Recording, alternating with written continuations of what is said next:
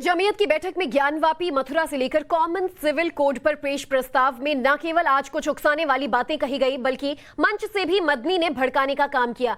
मदनी ने कहा, जिसे हमारा मजहब बर्दाश्त नहीं वो कहीं और चले जाएं। मजमे को संबोधित करते हुए मदनी ने कहा कि उन्हें पाकिस्तान भेजने की धमकी देने वाले खुद पाकिस्तान चले जाएं। वहीं प्रस्ताव में ज्ञानवापी पर कोर्ट के फैसले को लेकर सवाल उठाए। इतना ही नहीं, कॉमन सिविल कोड को लेकर प्रस्ताव में धमकी दी गई।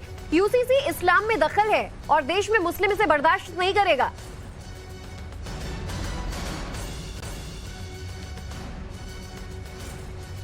तो आपको बता दें कि आज देवबंद में चल रहे बैठक का दूसरा और आखिरी दिन था और जो तीसरा अहम प्रस्ताव पास किया गया, इसमें यूनिफॉर्म सिविल कोड को लेकर आज ये कहा गया कि हमारे अधिकारों का हनन है, मुस्लिम इसे बर्दाश्त नहीं करेगा।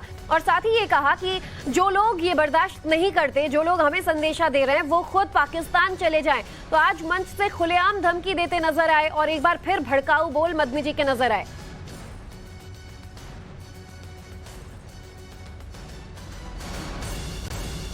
इस मुल्क के शहरी हैं,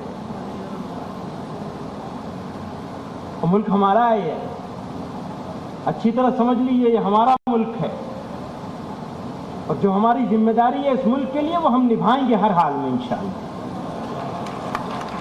कोई समझौता नहीं होगा उसके ऊपर। हमारा मजहब अलग है जरूर, हमारा लिबास अलग है, हमारी तहजीब भी अलग है, हमारे खाने पीने का तरीका भी अलग है। और तुमको अगर बर्दाश्त नहीं है हमारा मजहब तो तुम कहीं और चले जाओ।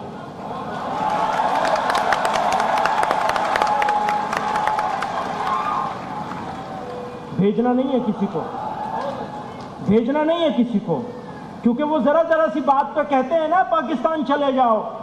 भैया तुम्हें मौका नहीं मिला था पाकिस्तान जाने का, हमें मौका मिला था, हमने रिजेक्ट किया है उसे पाकिस्तान जाने के मौका।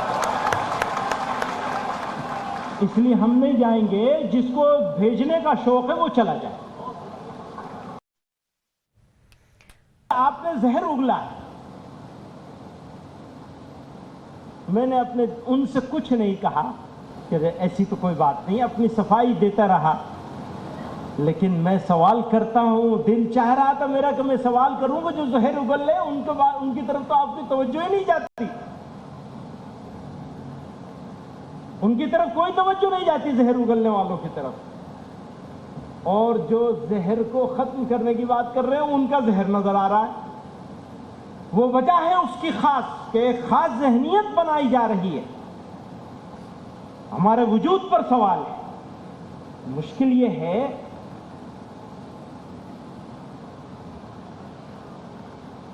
कि हमारे हजरत फरमाया करते थे, हम सेकंड लार्जेस्ट मेजॉरिटी हैं, दूसरी बड़ी अक्सरियत है इस मुल्क में।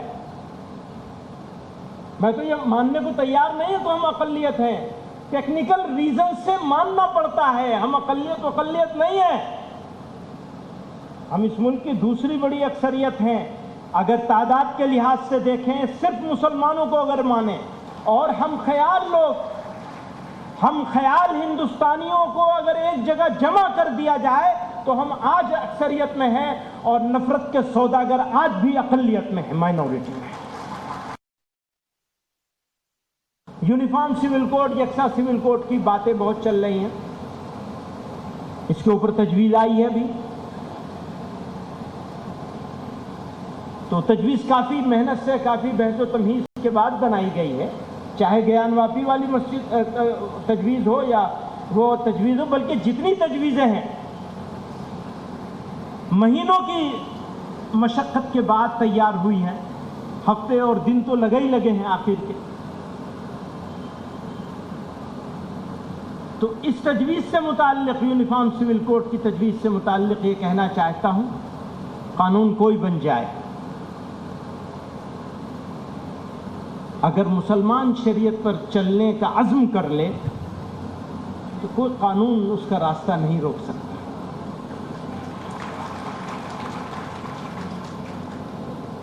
ये मैं मनफी बात नहीं कह रहा हूं, क्योंकि ये इसको कह देंगे ये बड़ा जहर उगला है, कानून के खिलाफ बोल रहे हैं।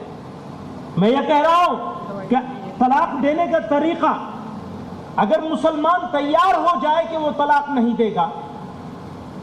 आज सुबह मैं बैठा था जुनूब के नुमाइंदों के साथ हमारे, मैं अर्ज कर रहा था उनसे कि निकाह होने से पहले बच्चियों और बच्चों की तरबियत होनी चाहिए, और निकाह उसका होगा ही नहीं जिसके पास जिसने तरबियत न ली हो और तरबियत का सर्टिफिकेट ना हो, चाहे इसमें देर लगे। उनको समझाया जाए कि तलाक का इस्तेमाल किस मौके पे करना है और किस तरह करना है। अब वो कहते हैं लो जी तुम तो तलाक दे ही नहीं सकते, तो हम कहते हैं हाँ तुम्हारे कानून के हिसाब से हम तलाक नहीं दे सकते, शरीयत के हिसाब से हम जैसे दे सकते हैं ऐसे ही करके वो हम देंगे। तो हमारे शरीयत के साथ छेड़छाड़ की कोशिश की जा रही है। यूनिफॉर्म सिविल कोड को लेकर महमूद मदनी को आपने सुना, फिर एक तरफ कहते हैं कि हम कानून के खिलाफ नहीं बोल रहे हैं और दूसरी तरफ खुद कानून को खुलेआम चैलेंज करते नजर आ रहे हैं। सीधा रुख करेंगे देवबंद का। गौरव लगातार हमारे साथ जुड़े हुए हैं। गौरव, आज जो कुछ भी अपने आखिरी भाषण में आज महमूद मदनी ने कहा, कल ज्ञानवापी को लेकर वो चैलेंज करते नजर आए, आज यूसीसी को लेकर जिस तरह से उन्होंने बयान दिया है कि हम अल्पसंख्यक नहीं है, हम दूसरा बड़ा समुदाय है, एक तरह से धमकी भी दे रहे हैं लोगों को कि भाई जैसे दिक्कत है आप देश छोड़कर पाकिस्तान चले जाइए।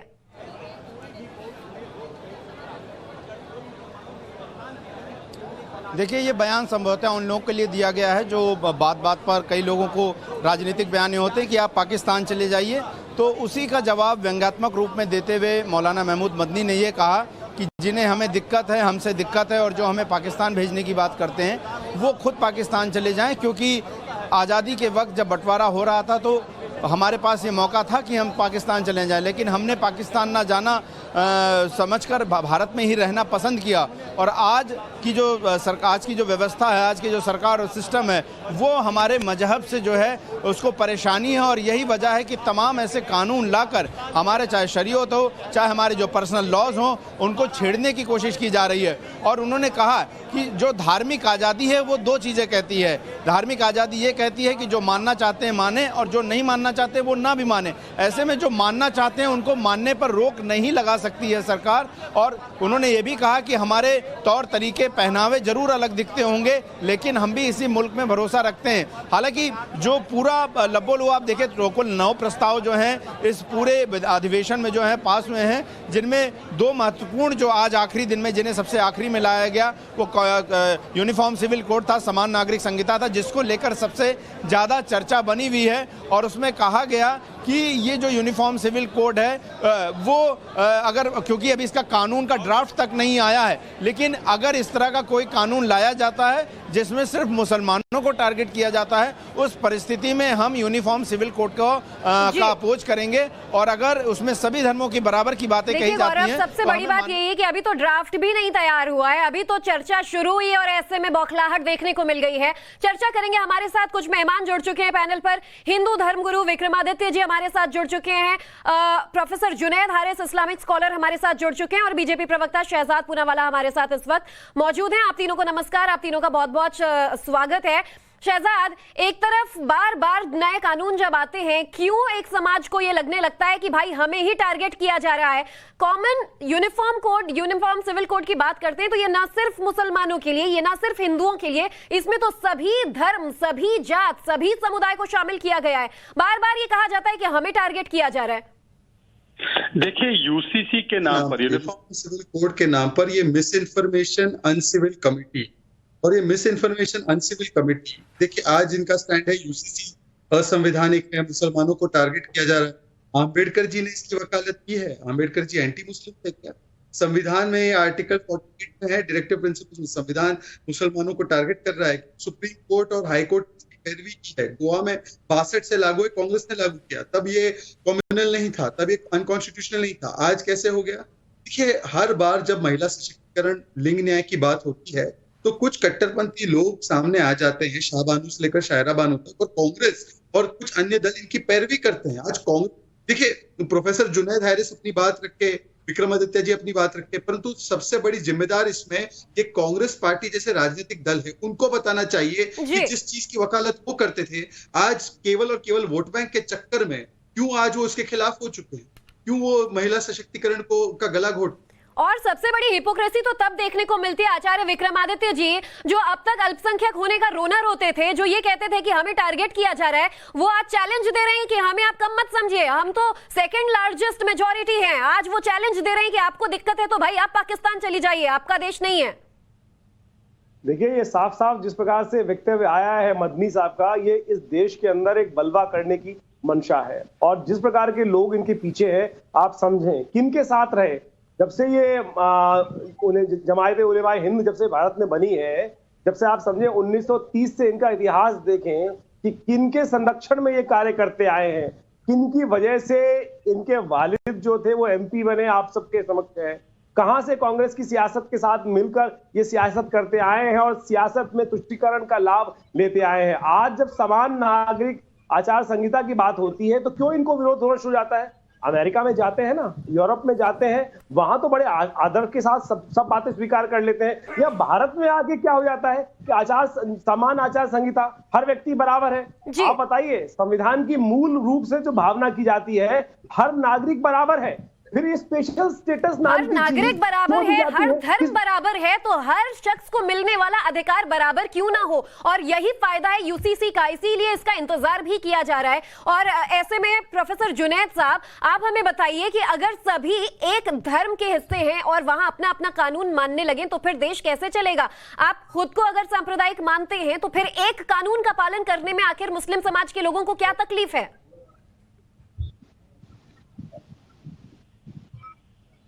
मैं एक चीज क्लियर करूं, अगर मेरी आवाज पहुंच रही हो तो बहुत अच्छी बात है, लेकिन आपकी आवाज इसलिए कट करके आ रही थी कि मुझे ये तो समझ में आया कि आपने मेरा नाम लिया है, एक बहुत ज्यादा क्लियर नहीं, लेकिन कोई बात नहीं है। जो मुझे हल्का फुल्का जो सेंस में आए मैं उसके अकॉर्डिंग में बात कर रहा हूँ। सर माफी चाहती हूँ आपसे, मैं ये इसी टॉपिक पर इसी चर्चा को आगे बढ़ाऊंगी।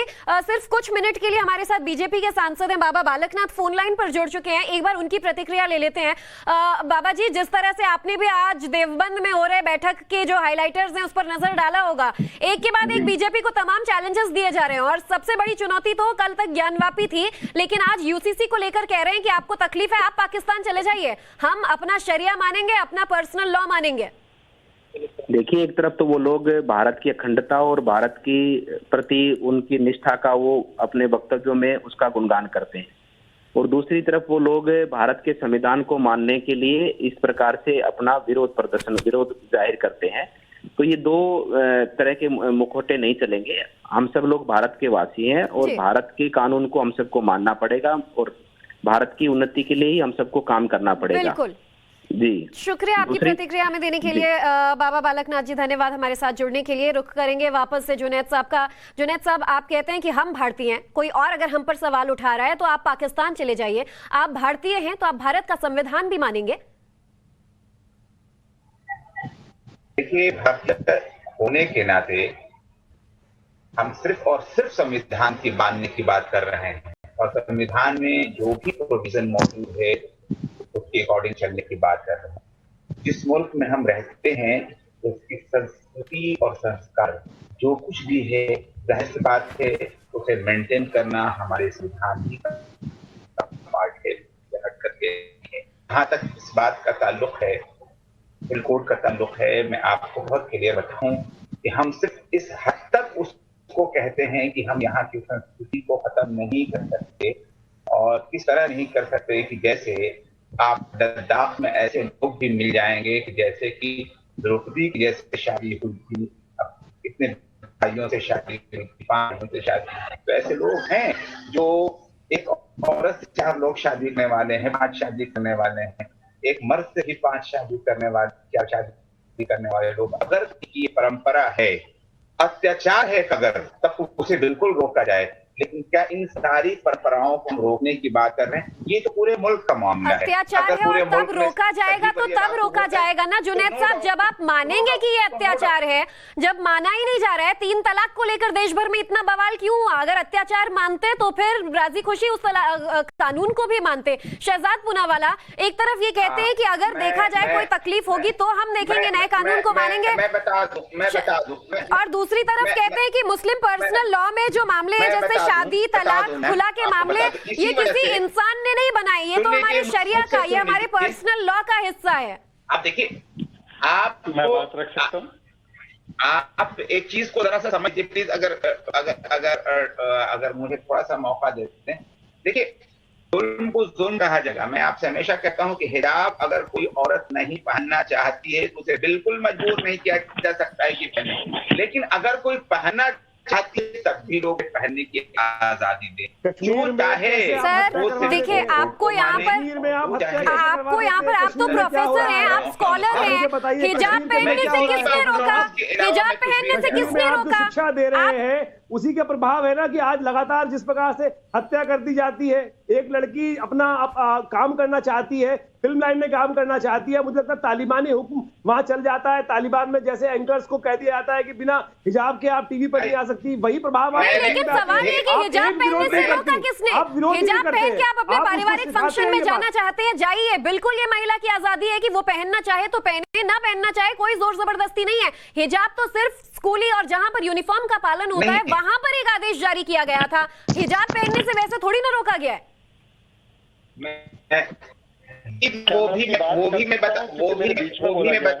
वो भी मैं बता दे रहा हूँ। हिजाब पहनना जो जरूरी समझते हैं, जैसे सरदार ज्योति जी, क्या मेरा समय अतिक्रमण किया जा रहा है? तो मैं वहां की बात कर रहा हूँ, जो जरूरी समझते हैं। हम थोप नहीं सकते हैं ना कि तुम मत पहनो, बिल्कुल थोप नहीं सकते हैं, लेकिन जब आप ये कहेंगे कि हमारी जो नियम कायदे हैं वो शरिया का हिस्सा है, तो इसे थोपा जा रहा है। शहजाद पूनावाला, आपको मैं बता दूं, ज्योति जी, आपको थोड़ा डिबेट को संचालन करना पड़ेगा, वरना ऐसे तो मेरा समय जुनैद साहब बिल्कुल, जुनैद साहब थोड़ा सा आप शांत हो जाइए। एक बार शहजाद पूनावाला जी की भी प्रतिक्रिया ले लेते हैं। जुनैद साहब थोड़ा 2 मिनट शांत हो जाइए। सुन ली आपकी बात, सुन ली हमने आपकी बात सुन ली, 2 मिनट शांत हो जाइए। शहजाद पूनावाला, देखिए, आप प्लीज अपने आप तय कर लीजिए ज्योति जी, क्या मैं बोलूं या क्या यही अतिक्रमण करते रहेंगे? जुनैद साहब, आप 2 मिनट शांत हो जाइए। आपकी बात मैंने सुनी, लगभग 5 मिनट का वक्त आपको दे दिया। शहजाद पूनावाला, आप बोलिए।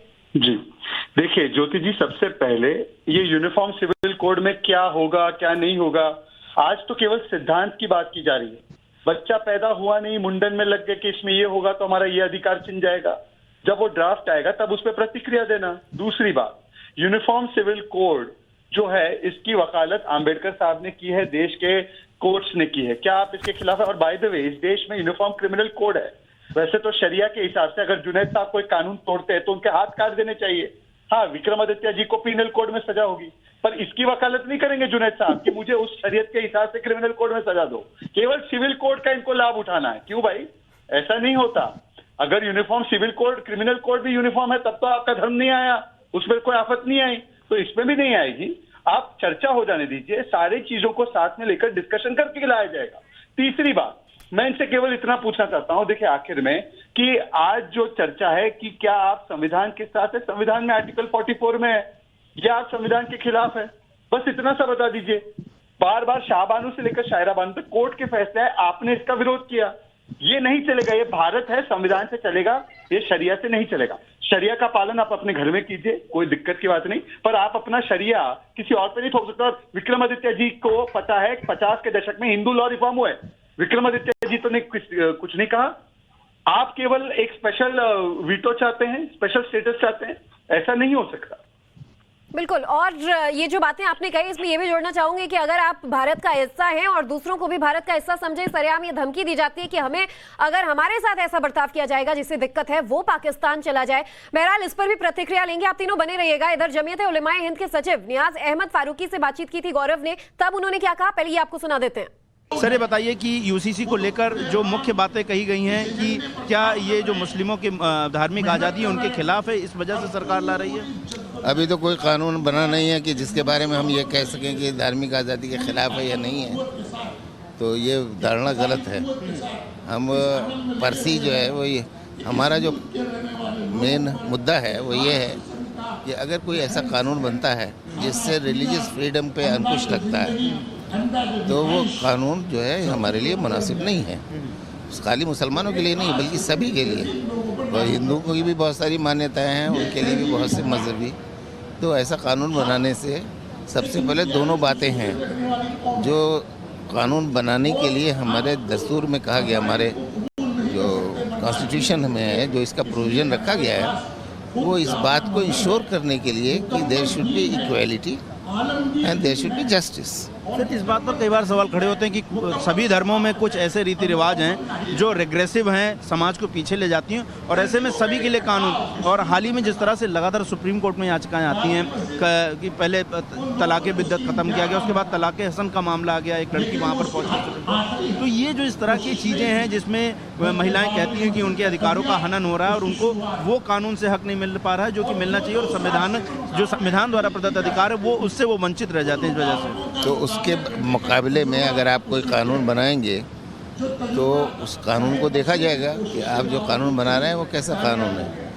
अब किसी के उसके लिए कोई अपना धर्म तो नहीं ख़त्म कर देगा, तो इसमें बहुत यूनिफॉर्म सिविल कोड की सिर्फ बात हुई है और आप देखिए किस तरह की प्रतिक्रियाएं सामने आ रही हैं। गौरव भी हमारे साथ जुड़ चुके हैं। गौरव, जिस तरह से हम चर्चा कर रहे थे कि अभी तो यूसीसी को लेकर सिर्फ चर्चा शुरू हुई है, अभी तो एक ही राज्य में कमेटी का गठन हुआ है, ऐसे में जिस तरह से अभी से ये कहने लगे हैं कि रिलीजियस फ्रीडम के साथ अंकुश लगाया जा रहा है, यहाँ पर तो वाकई ड्राफ्ट बनने से पहले ही खलबली तेज हो गई है।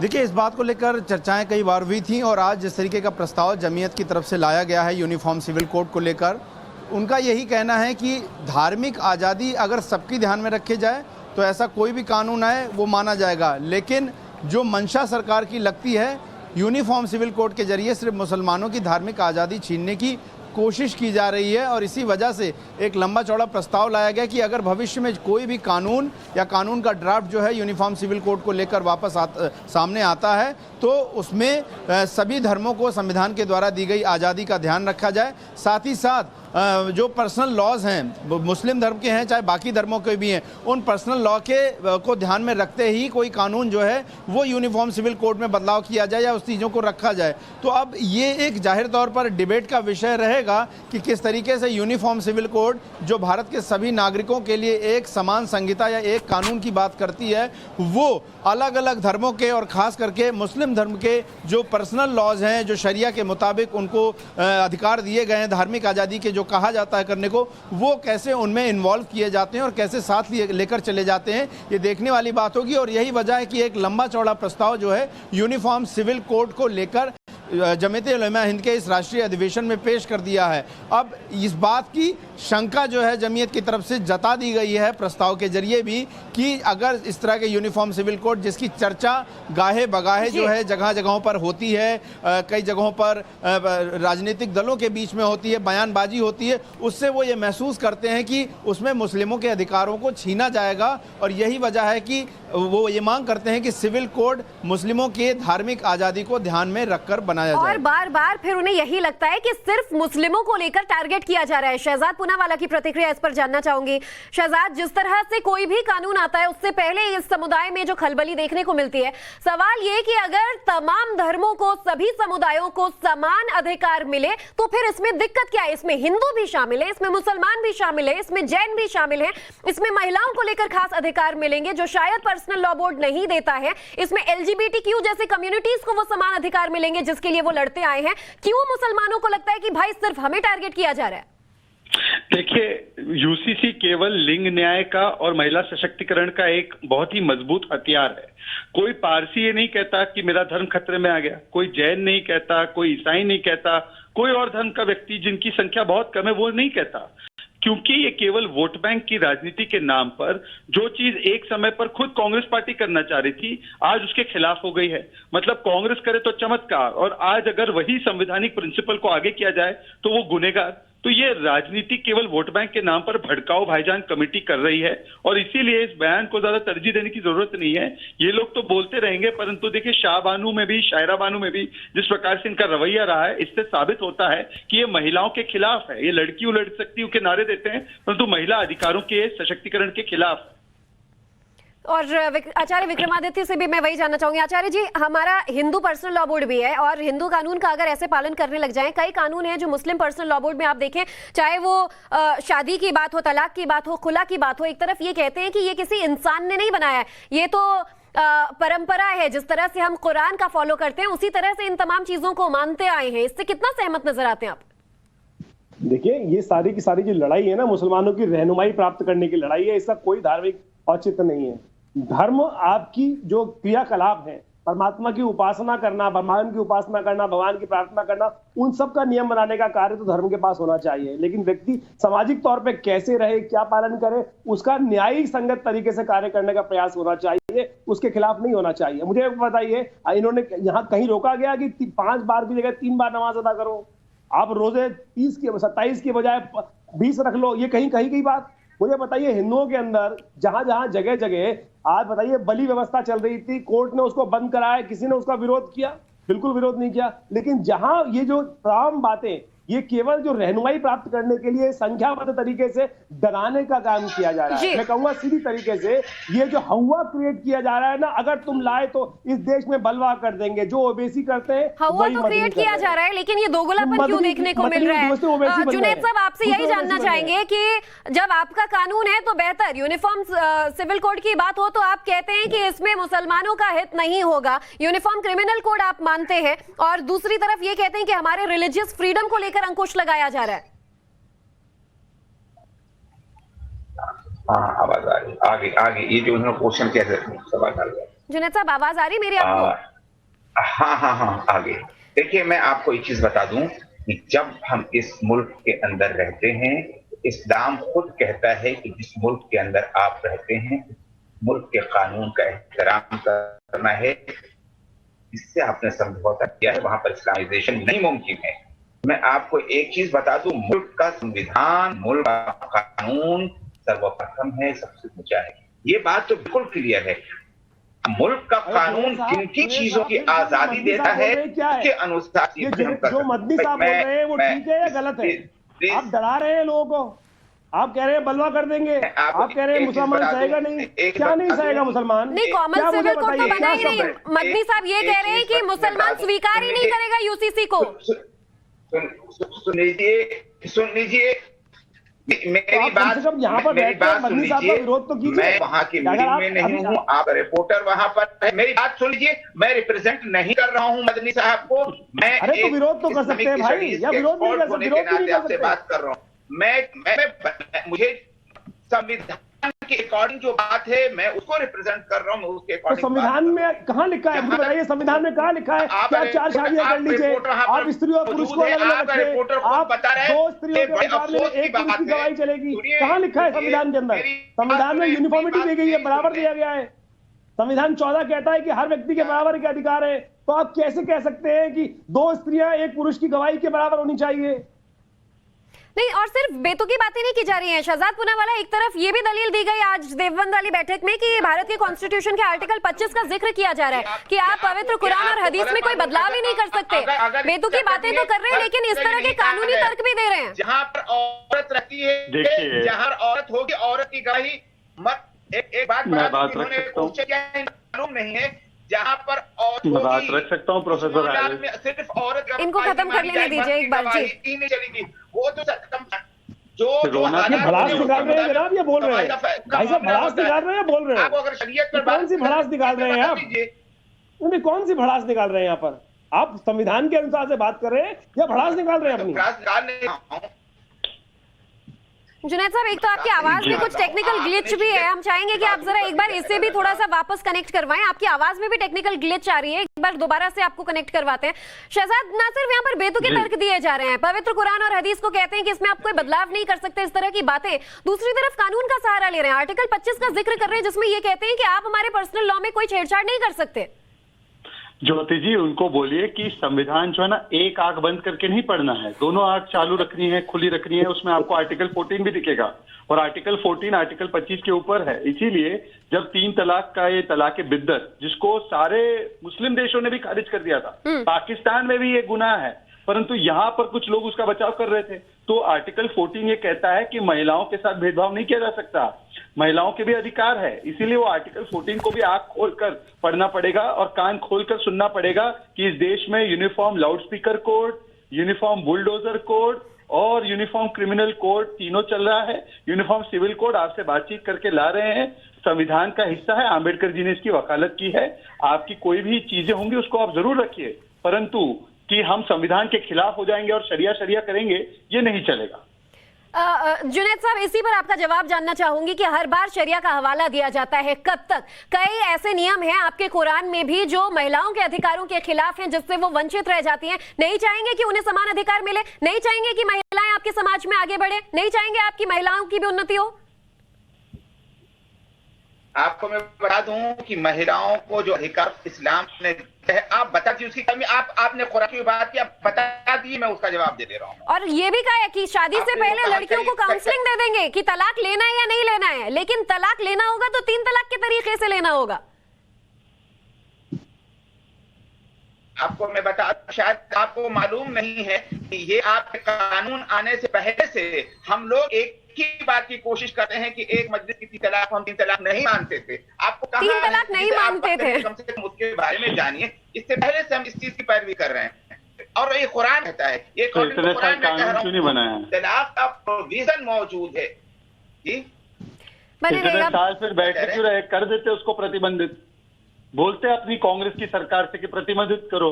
इतने मुझे एक बार बताइए, जब कुरान के जो लॉ बने थे आज से 1400 साल पहले, आज उन्हीं को उसी प्रकार से माना मिलाकर जुनैद साहब, जब नहीं, मैं बता रहा हूँ, संसद की बात करते हैं, जब संविधान की बात करते हैं तो उसे मानना भी चाहिए, लेकिन आपकी कथनी कुछ होती है, करनी कुछ होती है, करनी जब होती है तो फिर कुरान का, हदीस का हवाला दिया जाता है। जरा बने रहिएगा हमारे साथ।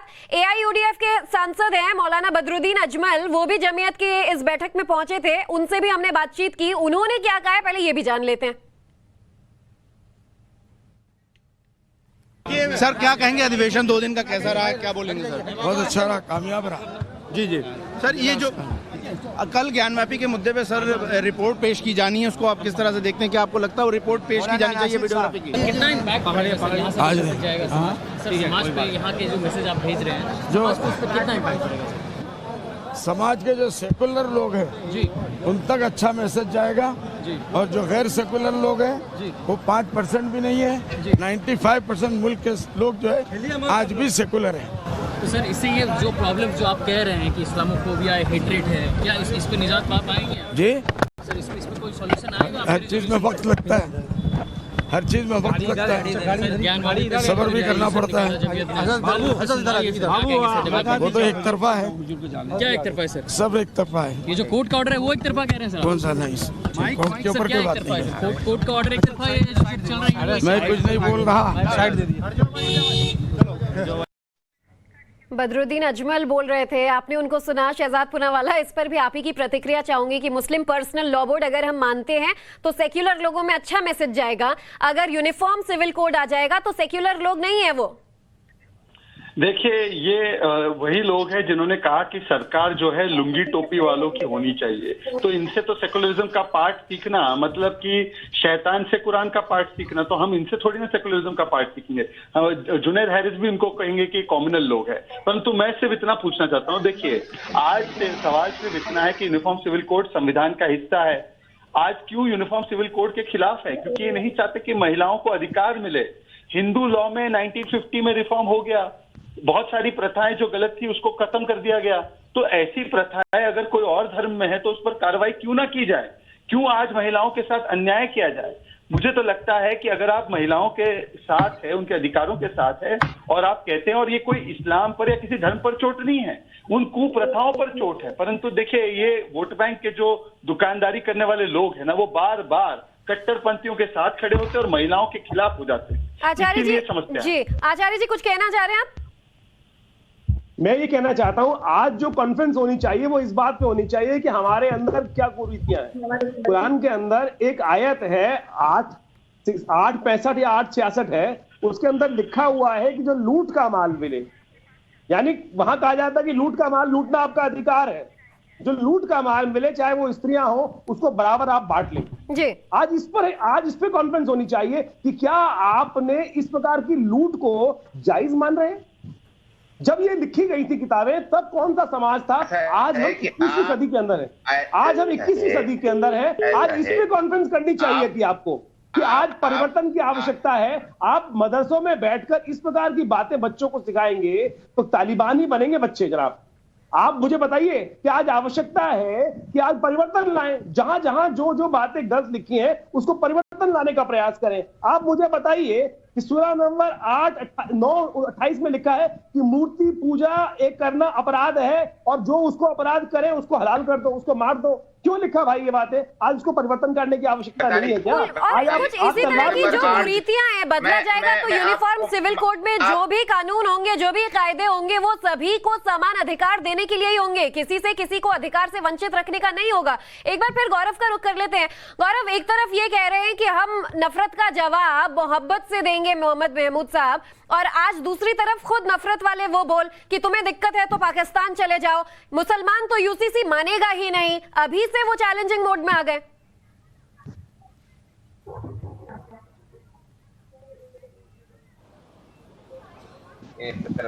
गौरव, मुझे सुन पा रहे हैं आप?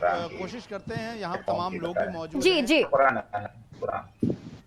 अधिवेशन खत्म हो गया और यहाँ खत्म होने के बाद कुछ लोग जो हैं यहाँ से अभी फिलहाल निकल भी रहे हैं और बात करते हुए भी नजर आ रहे हैं। हम लोगों से बात करने की यहाँ पर कोशिश भी करेंगे। यहाँ पर लोग तमाम जो हैं वो मौजूद हैं तस्वीरों में। भाई साहब, क्या शुभ नाम, कहाँ से आप? मोहम्मद दिलशाद कासमी। कहाँ के रहने वाले आप? मैं मुजफ्फरनगर जिला, मुजफ्फरनगर पश्चिमी यूपी से। ये बताइए कि यूनिफॉर्म सिविल कोड आया, यूनिफॉर्म सिविल कोड को आपने सुना, प्रस्ताव को समझा, कैसे लगता है कि वो जो एक संविधान द्वारा प्रदत्त अधिकार हैं उनके खिलाफ है? क्या मानते हैं आप? बस मैं तो यही कहना चाहूँगा कि जो संविधान बना हुआ था और उस वक्त बना उसी तर्ज पर हमारा हिंदुस्तान चलना चाहिए बराबर। इसमें न कोई घटाव बढ़ाव होना नहीं चाहिए। संविधान ने जो उस वक्त बाबा साहब ने और दीगर ने मिलकर के जो लिखा था उसी के मुताबिक हिंदुस्तान का आइन रहना चाहिए। इसमें कोई बढ़ोतरी या कटाव नहीं होना चाहिए। कुछ लोग ये आरोप लगाते हैं, क्योंकि आप स्कॉलर हैं, पढ़ते हैं इस्लामिक शिक्षाओं को, कि तमाम ऐसे कानून हैं जो महिलाओं को पीछे ढकेलते हैं, पीछे खींचते हैं। इस्लाम में ऐसे कुछ पुराने शरीयत में बातें, उनको दूर करना चाहिए ताकि संविधान के बाबा साहब अम्बेडकर ने जो कानून बनाया उसका पालन करें कह रहे हैं। जरा इनसे ये भी पूछिएगा कि बाबा साहब अम्बेडकर ही चाहते थे कि यूनिफॉर्म सिविल कोड भी लागू हो। शायद वो किसी मजहब ने और किसी भी मजहब में नहीं है। हमारे शरीयत ने औरतों को अगर वो माँ है तो उसके कदमों के नीचे जन्नत बताया, अगर वो बेटी है तो उसको आबरू बताया, उसकी इज्जत बताया। आपने अम्बेडकर साहब का जिक्र हो रहा है, उन्होंने संविधान बनाया सभी के लिए। अम्बेडकर साहब ने ही एक वक्त कहा था कि यूनिफॉर्म सिविल कोड होना चाहिए, यानी कि कश्मीर से लेकर कन्याकुमारी तक सभी लोगों के लिए बराबर कानून हो और कोई भी या किसी भी धर्म की महिला हो, पुरुष हो, उनको समान अधिकार मिले। आपको लगता है कि यूनिफॉर्म सिविल कोड आने से वो चीज़ आएगी, सभी महिलाओं को बराबर अधिकार मिलेगा, या आपको लगता है कि बराबर अधिकार मिले हुए हैं? नहीं, बराबर अधिकार मिले हुए हैं या नहीं भी मिले हुए, लेकिन मेरा कहने का मतलब है हम सिविल कोड से मतलब उससे हम कोर्ट के दायरे से बिल्कुल ये मना नहीं कर रहे कि नहीं लगना चाहिए। संविधान के दायरे में सर कुछ होना चाहिए, ठीक है। लेकिन बात ये है, रीज़न ये है कि मतलब उसमें जो है मनुस्मृति के जो लाइन पड़ी हुई हैं, मनुस्मृति से जो लाइन पड़ जाएं और वो उसको मतलब संविधान के दायरे में बताई जाएं, ये गलत होगा। आपका शुभ नाम? मेरा नाम रेशमा इंडियन है और मैं दीन रोशनी वह दुनिया तालीम ट्रस्ट की राष्ट्रीय चेयरमैन हूँ। ये बताइए, मनुस्मृति कहाँ पर लिखी हुई है? किस मनुस्मृति में कहीं पे भी कानून का पालन किया जाए, ये कहते हैं। जो आरएसएस वाले अपनी मनुस्मृति अपनी तरीके से उसको लागू करके और लगाकर मतलब अब जिस तरह से अपना ये वो करना। महिला हैं आप, लोगों से मिलती हैं, लीडरशिप है आपके अंदर, आपको लगता है कि जो तमाम बातें कई बार होती हैं कोर्ट में मुकदमा की चलिए गौरव, आप प्रतिक्रियाएं लेते रहिए। देखिए, कहीं ना कहीं जो भी बातें ये प्रतिक्रियाएं सामने आ रही है, कुल मिलाकर कहना वो यही चाहते हैं कि हमारे जो हदीस है, हमारा जो पवित्र कुरान है, उससे छेड़छाड़ मत करिए। अरबों दशकों साल पहले जो बना था आप वही रहने दीजिए। आचार्य विक्रमादित्य हमारे साथ मौजूद हैं। जुनैद साहब शायद अभी डिस्कनेक्ट हो गए, कोशिश करेंगे उन्हें दोबारा कनेक्ट करने के लिए। आचार्य विक्रमादित्य जी, कुल मिलाकर तो यही कहा जा सकता है कि देश बचे ना बचे, धर्म बचना चाहिए। नहीं, जो स्थिति बनाई जा रही है बड़ी विचित्र है, मुझे समझ में नहीं आती कि किस प्रकार का पालन करने का। मनुस्मृति का भी बात की जा रही थी, कहां पढ़ता है कोई मनुस्मृति आज की तारीख, और कहां उसको इम्प्लीमेंट किया जाता है? शायद किसी स्कूल में नहीं पढ़ाई जाती, शायद किसी पाठशाला में नहीं पढ़ाई जाती, ना ही संविधान में उसे कोई मान्यता दी गई है, ना ही संविधान उसको मानता है कहीं से भी। और इस प्रकार की बात जिस प्रकार की हम फीड की जा रही है, मुझे लगता है ये बातें ना जो लेक्चर के द्वारा फीड की जा रही हैं, इस देश में बलवा करने के लिए फीड की जा रही है। ये लगातार मंशा बनाई जा रही है कि इस देश में क्या खिलाफत की गई है। शायद मुझे नहीं लगता किसी व्यक्ति ने भी, आज आप सर्वे करा लीजिए, शायद किसी ने 4 पन्ने में कहूँ ना कितने अध्याय हैं, कितने मंत्र हैं, कितने श्लोक है मनुस्मृति में, शायद वो भी नहीं पता होगा किसी। लेकिन आज जो डिबेट हो रही है, मुझे ये सारी की सारी डिबेट है पॉलिटिकल डिबेट। ये सारी की सारी मुसलमानों की रहनुमाई प्राप्त करने के लिए कांग्रेस जो बेसिकली मुस्लिम तुष्टीकरण करती थी, आज उसी प्रकार से मदनी साहब के और बीच में ओवैसी के बीच में एक वॉर चालू हो गई है। ये वॉर जो है ना, मुसलमानों की रहनुमाई प्राप्त करने के लिए हो रही है। अभी आपने इस कार्यक्रम में शायद सुना नहीं, जुनैद साहब ने सबसे पहले आपके ऊपर एक कमेंट पास किया था। ये बेसिकली दिखाता है कि सफर बनाने के लिए उन्होंने इस कार्यक्रम में शुरू में कहा कि मेरे नाम को भी अपमान के साथ बुलाया गया। मुझे नहीं लगता था, मैंने भी सुना था, मैंने वो नहीं सुना। हैसियत पूरी तरह सम्मान के साथ उनको बुलाया, लेकिन उन्होंने बोला शायद मेरा नाम गलत बोला गया, चलिए फिर भी मैं स्वीकार करता हूं। मुझे ये जो गेम खेली जा रही है ना लगातार, ये सिखाया जा रहा है कि इस देश में कुछ ना कुछ मुद्दा बनाओ, फालतू बातों का मुद्दा बनाओ और कौम को बरगलाओ। जिस तरह से आप कह रहे हैं कि वाकई फीड किया जा रहा है, लेकिन देखिए बातें एक तरह से की जा रही हैं कि अगर हमारे खिलाफ नफरत फैलाया जाएगा तो हम जवाब मोहब्बत से देंगे, हमें पत्थर से मारोगे तो हम फूल से स्वागत करेंगे। और ठीक उसका दोगला रवैया इस तरह की बैठकों में नजर आता है जब नफरत का ही संदेश दिया जा रहा है। अलग ही तरीके के प्रोपेगेंडा यहाँ से नजर आ रहे हैं पनपते हुए, अलग जो प्रस्ताव है वो पारित किए जा रहे हैं जिसमें सिर्फ अपने धर्म को सबसे सर्वोपरि माना जा रहा है। बहरहाल विक्रमादित्य साहब, आपके पास वापस आऊं से पहले कांग्रेस नेता राशिद अल्वी ने इस बैठक को लेकर क्या कहा, यहाँ हुई चर्चा को लेकर क्या कहा, ये दर्शकों को सुनवा देते हैं। अरशद मदनी साहब की मैं बहुत इज्जत करता हूं और उनकी बात को इसलिए नज़रअंदाज नहीं किया जा सकता कि देश की आज़ादी में जमीयतुल उलमा हिंद का बड़ा कंट्रीब्यूशन रहा है। उनके पूर्वजों ने जेलें काटी हैं देश की आज़ादी के लिए, तो वो उस फैमिली से, उस जमीयतुल उलमा से ताल्लुक़ रखते हैं। उनकी बातों को नज़रअंदाज नहीं किया जा सकता और निश्चित तौर से सरकार इसी तरीके के काम कर रही है जिससे समाज टूटे, नफ़रत फैले और प्रधानमंत्री खामोश रहते हैं। उनकी अपनी कॉन्स्टिट्यूएंसी बनारस के अंदर ज्ञानवापी का कंट्रोवर्शियल इशू खड़ा हो गया और प्रधानमंत्री एक जुमला नहीं बोल रहे, चूँकि इन तमाम कंट्रोवर्सीज़ के पीछे भारतीय जनता पार्टी का हाथ रहता है और टीवी पे जब बहस होती है तो बीजेपी के प्रवक्ता ऐसे कंट्रोवर्शियल इश्यूज़ को सपोर्ट करते हैं। किस तरह से अपनी अपनी सियासत को हवा दी जा रही है ये आप देखिए। राशिद अल्वी कह रहे हैं कि महमूद मदनी की बातों को इग्नोर नहीं कर सकता क्योंकि जमीयत उलेमाए हिंद का जो गठन है वो आज़ादी के लिए किया गया था। गौर करने वाली बात यह है कि 1947 का जो एजेंडा था क्या 2022 में भी वही है? धर्म को क्या देश से बड़ा मानना सही होगा? बहरहाल जो मेहमान हमारे साथ जुड़े थे उन सबको बहुत बहुत शुक्रिया अदा करेंगे। आचार्य जी, आपका भी धन्यवाद हमारे साथ जुड़े रहने के लिए। खबरों पर लगातार नजर बनी रहेगी, बस एक छोटे से ब्रेक के लिए रुके रहेंगे। आप देखते रहिए टाइम्स नाउ नवभारत।